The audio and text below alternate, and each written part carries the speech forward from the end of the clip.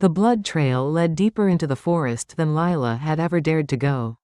Her walking stick caught on roots with every other step. Her twisted left leg throbbed from the uneven ground. But something pulled her forward, maybe curiosity, maybe the stubborn part of her that refused to turn away from anything that needed help. She found him collapsed beside a massive oak tree, face down in the dirt. Even unconscious and broken, he was clearly not human. Too tall, too broad, with an otherworldly stillness that made her skin prickle. Werewolf. Had to be. The stories from town always described them as impossibly large men who moved like predators. This one wasn't moving at all. Lila limped closer, her heart hammering. 3 deep gashes ran across his back, soaking his torn shirt with blood. His breathing was shallow, labored. She could see more wounds on his arms, his legs. Someone had hurt him badly and left him to die. The smart thing would be to walk away. Werewolves were dangerous, everyone knew that. They had their own laws, their own justice. If his own kind had done this to him, who was she to interfere? But as she stood there, watching his shoulders barely rise and fall, all she could think about was the night the villagers had dragged her from her father's house.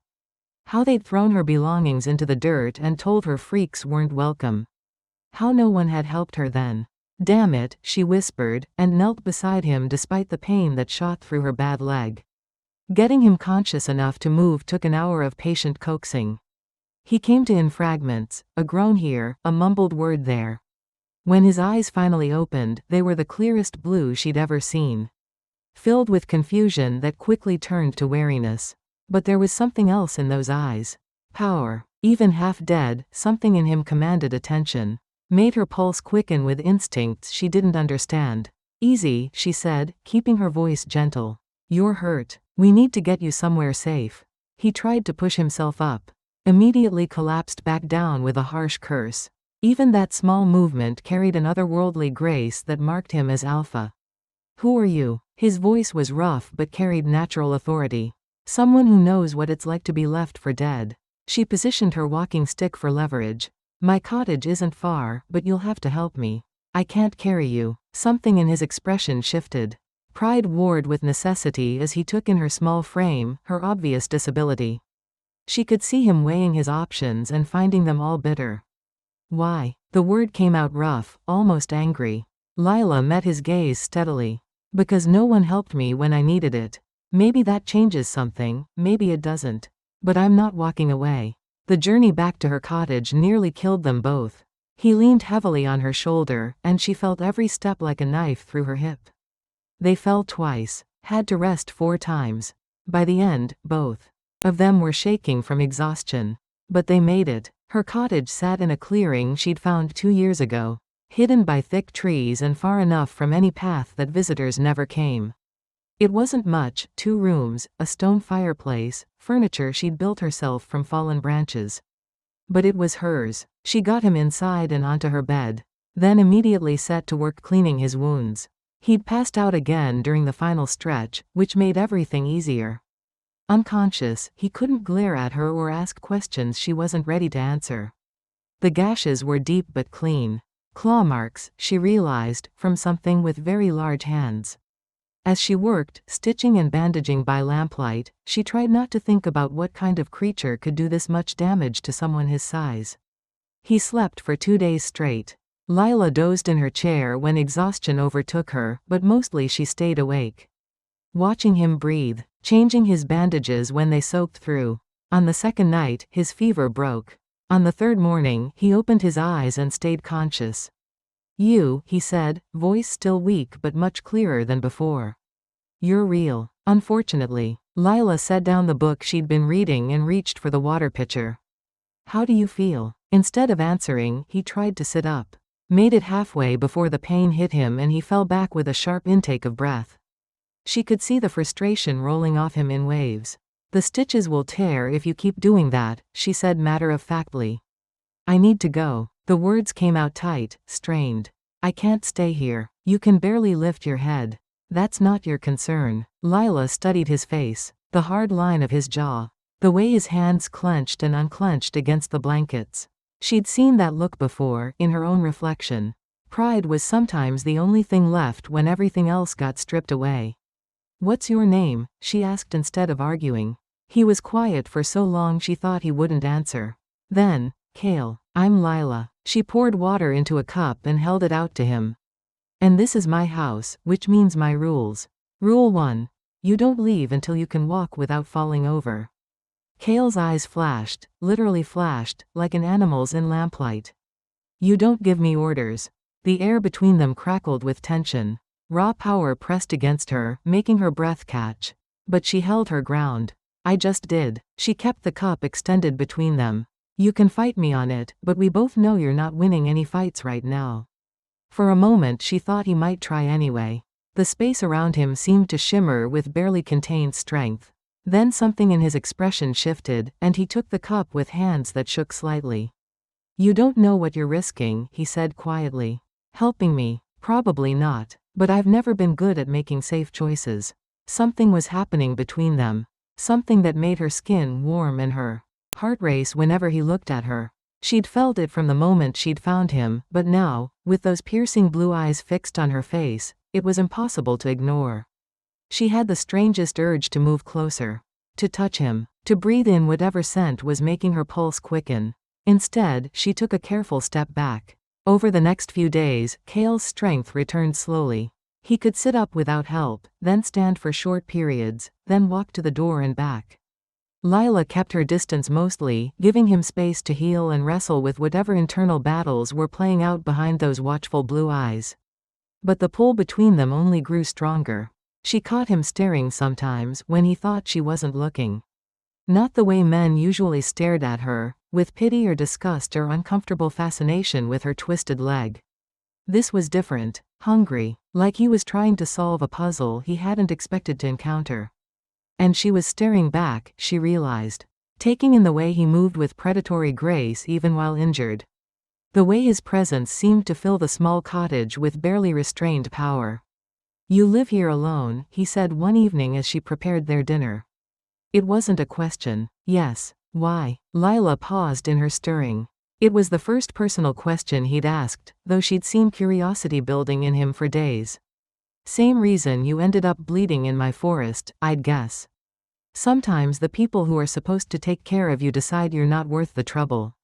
Kael went very still. What do you mean? She ladled stew into 2 bowls, buying herself time to decide how much truth to share. I was born different. Wrong, according to most people. My father tried to protect me, but after he died. She shrugged, aiming for casualness and probably missing. The village decided they'd be better off without the crippled girl bringing bad luck to their harvests. They cast you out. They gave me a choice. Leave, or they'd burn down my father's house with me in it. Lila set his bowl on the small table beside the bed. Not much of a choice, really. Kael's jaw tightened. His hands had curled into fists. How long ago? 2 years. She settled into her chair with her own dinner, noting the way tension radiated from him in waves. Don't look like that. I'm fine. Better than fine, actually. No one bothers me here. No one stares or whispers or tries to marry me off to get rid of me. You were alone, Kael said, and there was something raw in his voice. Completely alone. Yes. She met his eyes. Just like you were when I found you. The silence stretched between them, heavy with recognition. Lila had wondered, these past days, what could drive someone's own people to hurt them so badly. Werewolves were supposed to be loyal to their packs above everything else. The stories always painted them as savage but united, bound by ties stronger than family. Looking at Kael now, she saw her own abandonment reflected. Back at her. The same careful walls. The same bone-deep wariness of trusting anyone. The same bitter knowledge that the people who were supposed to love you could turn on you without warning. They were my pack, he said finally, so quietly she almost didn't hear him. My family. I led them for 8 years, protected them, bled for them. And when the first real challenge came, he shook his head. They chose the easier path. What kind of challenge? Kael's laugh was harsh, empty. The kind that tests what you're really made of. I made decisions they didn't like. Put principles before politics. Refused to compromise on things that mattered. His eyes met hers. Turns out loyalty has conditions, even in a pack. Lila understood that feeling too well. So they tried to kill you. My own beta led the attack. Marcus. The name came out like a curse. 20 years we fought side by side. 20 years of trust, of brotherhood. He looked me in the eye and drove his claws into my chest. The pain in his voice made something twist in Lila's stomach. She'd been hurt by her village's rejection, but she'd never truly been surprised by it. There had always been whispers. Always been sideways looks. She'd known, deep down, that their acceptance was conditional. Kael's betrayal had clearly blindsided him. "I'm sorry," she said, meaning it. "Are you?" He studied her face intently. "Most humans would say we got what we deserved. That monsters turning on each other is just nature taking its course." "I'm not most humans." Lila set down her spoon, appetite gone. "And you're not a monster. Monsters don't feel guilt over the choices they make. They don't question themselves or try to do what's right when it costs them everything."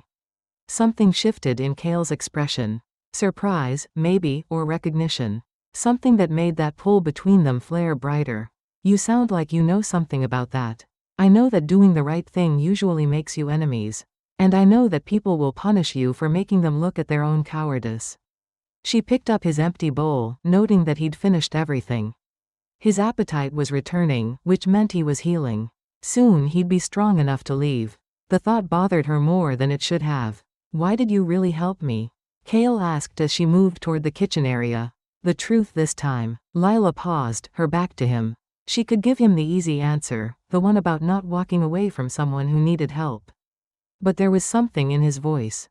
A genuine curiosity that deserved honesty. And there was something else. Something that made her want to tell him about the strange pull she felt. The way her pulse quickened when he was near. The scent that seemed to wrap around her senses whenever he moved. "Because I knew what it felt like," she said finally.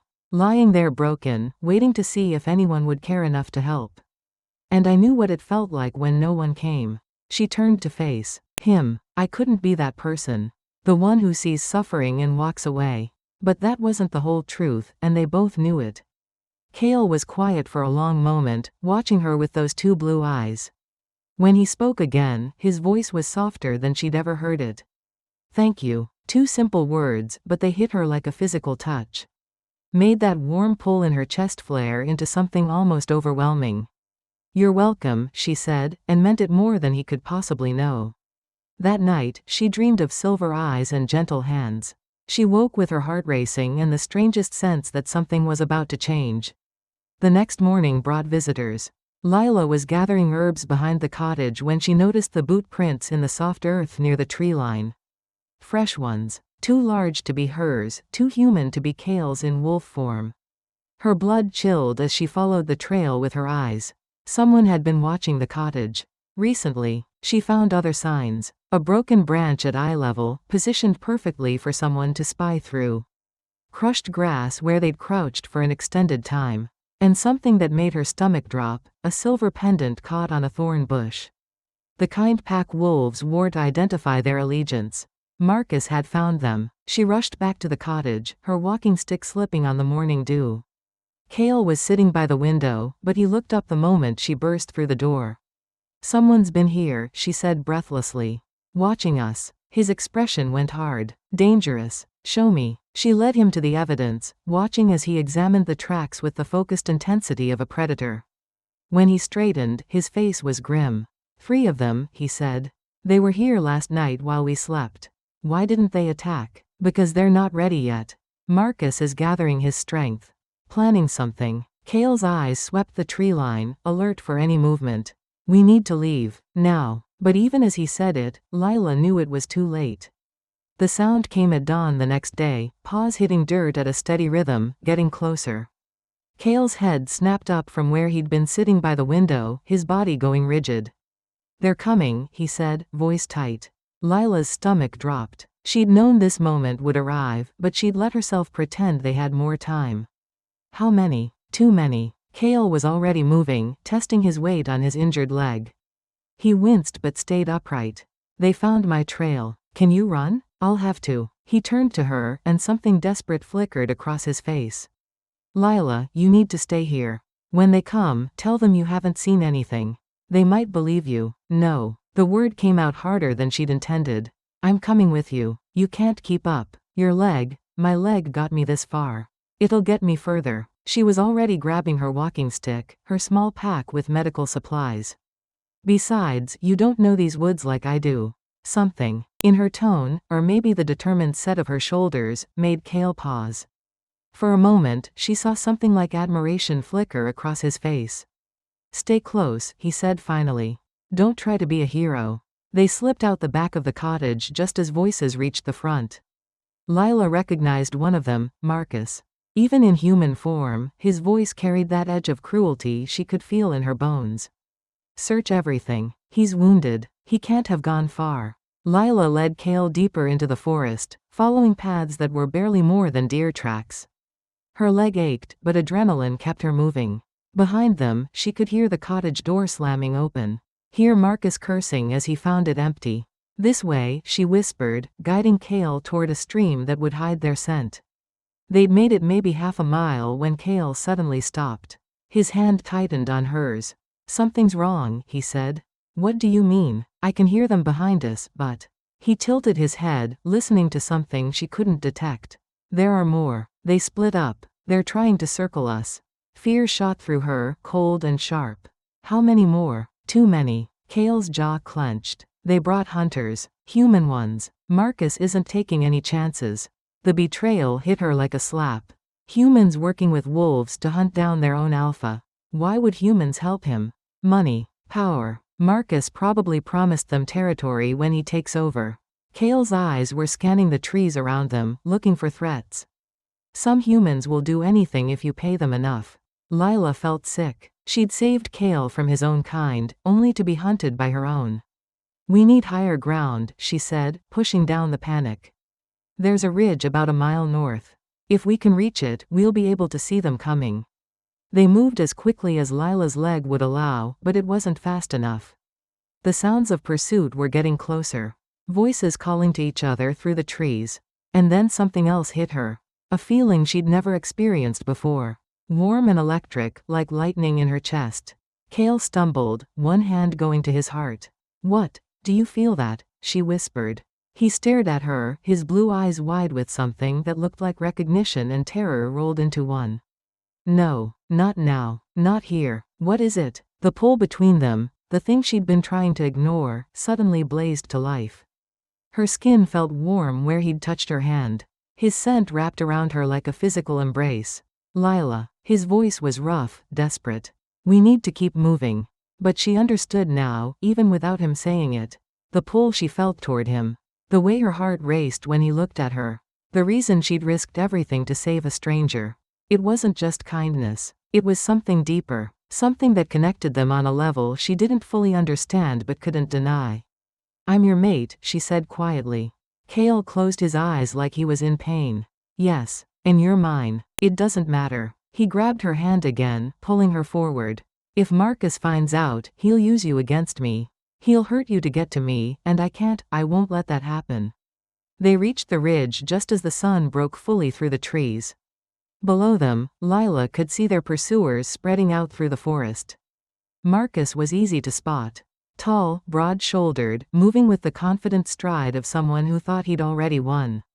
The humans with him carried crossbows and moved with military precision. 7 of them, Kael said grimly. 3 wolves, 4 humans. Can you take them? In a fair fight? Maybe, but Marcus doesn't fight fair, and... He looked at her, something fierce and protective blazing in his eyes. I can't risk you getting hurt. You didn't ask me to come with you. I chose to be here. Why? The question seemed torn out of him. Why would you risk this for me? Because you're mine, she wanted to say. Because something in me recognizes something in you, and I'd rather die fighting beside you than live safely without you. Because it's right, she said instead. Shouts from below cut off whatever he might have said in response. They'd been spotted. Run, Kael said. They scrambled down the backside of the ridge, but Lila's leg gave out halfway down. She tumbled, rolling hard into a tree trunk that knocked the wind out of her. Kael was beside her instantly, helping her up. I'm okay, she gasped, but she wasn't. Her leg was screaming, and she could taste blood where she'd bitten her tongue. No, you're not. Kael's face was tight with guilt and fury. This is my fault. I should have made you stay at the cottage. If you'd made me stay, they would have found me anyway. At least this way we're together. Something in his expression cracked at that. Together, he repeated, like the word was foreign. Yes. She struggled to her feet, leaning heavily on her walking stick. Now stop blaming yourself and help me figure out how to get us out of this. They kept moving, but their pursuers were gaining ground. Lila's injured leg slowed them down, and she could see the frustration building in Kael. It was only a matter of time before they were caught. That's when Lila saw it. A deadfall trap, almost invisible beneath a cover of leaves and branches. The kind poachers used to catch large game. It was directly in their path. In another few steps, Kael would walk right into it. She didn't think. She just lunged forward, shoving him sideways with all her strength. The trap snapped shut where he would have been standing. Metal jaws slamming together with enough force to shatter bone. Kael stared at the trap, then at her. You saved my life. We're even now, she said, but her voice was shaking. If she'd been a second slower, if she hadn't seen the trap in time. No. He caught her face in his hands, his blue eyes intense. We're not even. We'll never be even. Do you understand what you just did? I kept you from stepping in a trap. You proved that everything I thought I knew about strength was wrong. His thumbs brushed across her cheekbones. She realized she was crying. I thought strength was about power, about dominance.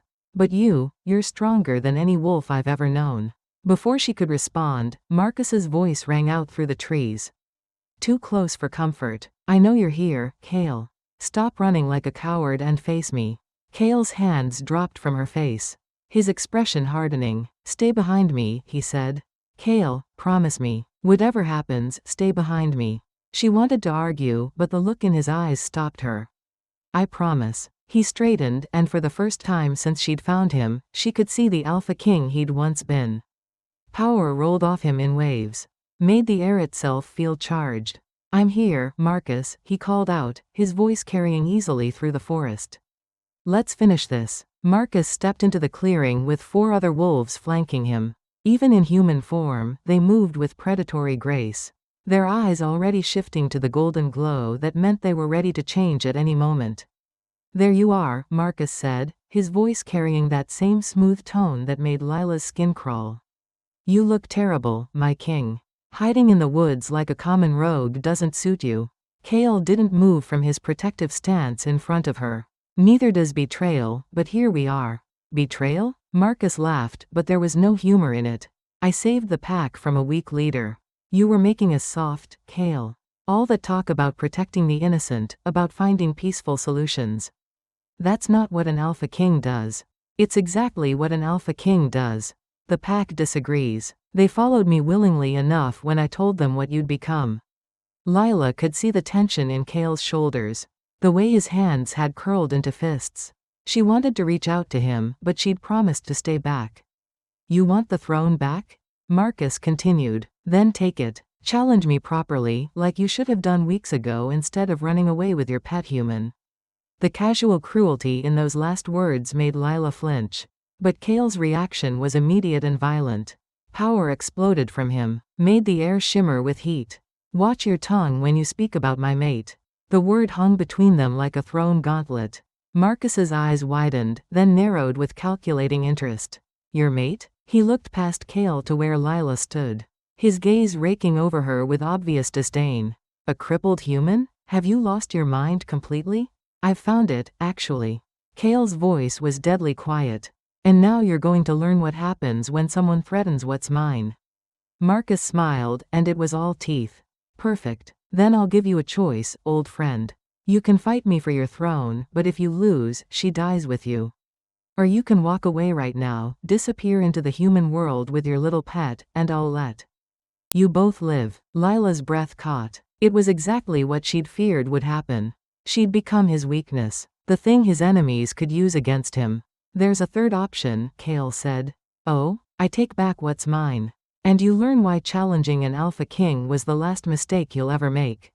Marcus's smile widened. Even if you could beat me, and that's a big if, considering your condition, my wolves will kill the girl the moment you make a move. No, they won't. And why's that? Because she's not just any human. Kael shifted slightly. Lila could see his profile, the absolute certainty in his expression.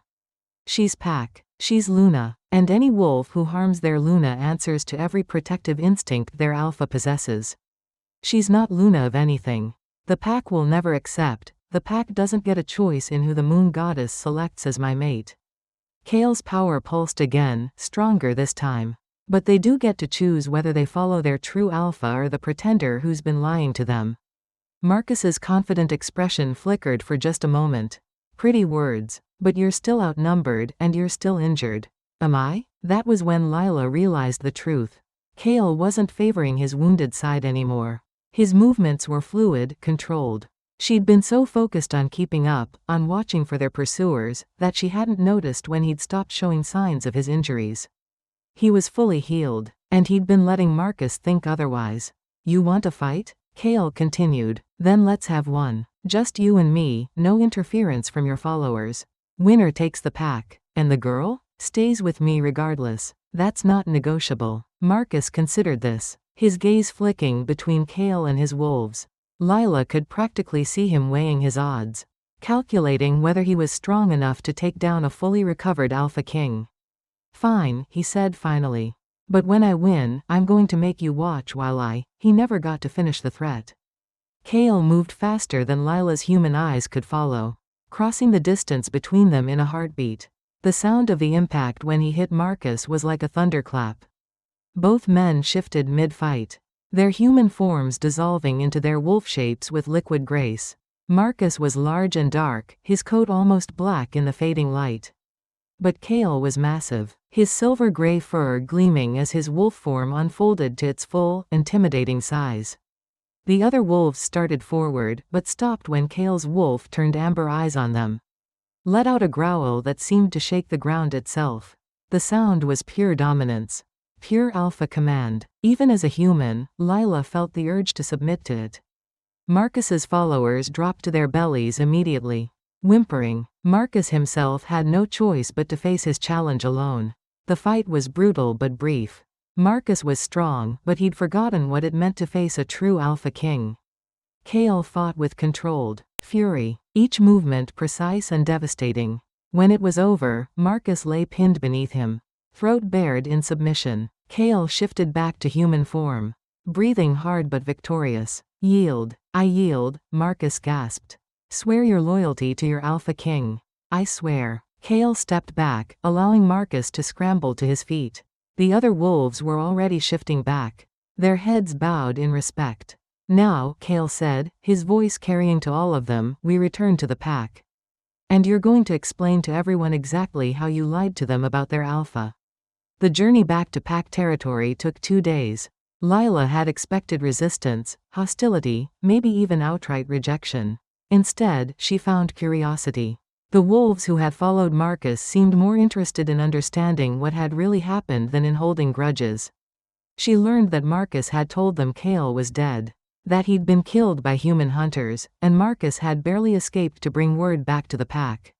They'd been grieving their lost alpha, not celebrating his downfall. He said you were growing weak, one of them, a woman named Sarah, explained to Kael as they walked. That you were too focused on protecting humans to protect us. And what do you think now? Kael asked. Sarah glanced at Lila, who was managing the rough terrain better than she'd expected. I think maybe protecting the innocent is exactly what an alpha should do. Human or otherwise. The conversation gave Lila hope. These wolves weren't monsters. They'd been lied to, manipulated. But they seemed willing to listen to the truth. As they walked, she found herself falling into step beside different pack members, learning their names, their stories, sharing small pieces of her own journey. By the time they reached pack lands, she no longer felt like an outsider being reluctantly tolerated. She felt like someone coming home. When they finally reached the pack lands, word of their approach had already spread. Wolves lined their path, watching in silence as their alpha king returned with the human woman who had saved his life. The pack house was larger than Lila had expected, a sprawling lodge that seemed to grow organically from the forest around it. Wolves in both human and wolf form moved through the grounds, but all activity stopped when Kael appeared. My pack, he said, his voice carrying easily across the gathered crowd. You've been told lies about your alpha. You've been told I was dead, that I had abandoned you. The truth is that members of our own pack tried to kill me, and I survived only because of this woman's courage and kindness." A murmur went through the crowd. Lila could feel dozens of eyes on her. Assessing, judging. "Some of you are wondering why your alpha king would choose a human mate," Kael continued. "Why he would bind himself to someone you see as weak, as different." He moved to stand beside Lila, his hand finding hers. "Let me tell you what I learned about strength while I was gone." He told them about finding her cottage, about her tending his wounds when she had no reason to help him. He told them about her willingness to sacrifice her safety for his, about the trap she'd saved him from, about the quiet courage she'd shown every day of their journey. "Strength isn't about domination," he said. "It's about choosing to do what's right even when it's difficult. It's about loyalty that can't be bought or broken. It's about the kind of love that sees past surfaces to the soul beneath." The crowd was silent, listening. "Lila is my mate," Kael said simply. "The moon goddess chose her for me, and I choose her in return. She will be your Luna not because she can outfight you, but because she has the heart of a true leader. Because she will protect this pack with the same fierce loyalty she showed me." An older woman stepped forward from the crowd. Lila tensed, expecting challenge. But the woman's expression was thoughtful rather than hostile. "You saved our alpha," she said to Lila. "Anyone would have done the same." "No," the woman said firmly. "Anyone would have been afraid. Anyone would have worried about the danger to themselves. You chose differently." She turned to the crowd. "I've been pack elder for 40 years. I've seen strong alphas and weak ones, good lunas and poor ones. Strength of spirit matters more than strength of body. Always has." She faced Lila again. "Will you protect this pack as you protected our alpha?" Lila felt the weight of dozens of gazes. The importance of this moment. But when she spoke, her voice was steady. "With my life. Will you guide us with wisdom and compassion?" "I'll do my best to be worthy of your trust."